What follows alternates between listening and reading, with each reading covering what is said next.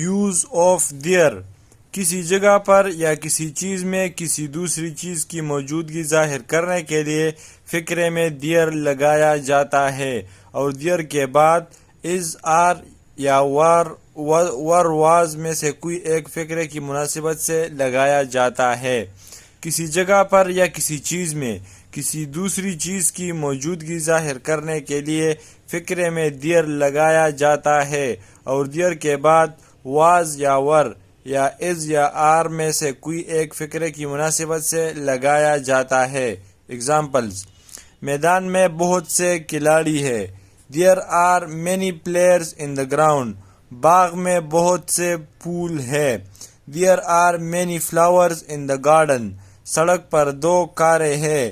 There are 2 cars on the road. جگ میں تھوڑا سا دودھ ہے۔ There is a little milk in the jug. درخت پر پرندے ہیں۔ There are birds in the tree. سیب کے درخت پر 100 سیب ہے۔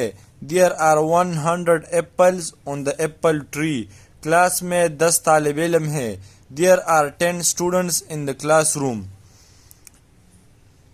کمرے میں 10 کتابیں ہیں۔ There are 10 books in the room. میز کے نیچے بلی ہے۔ There is a cat under the table.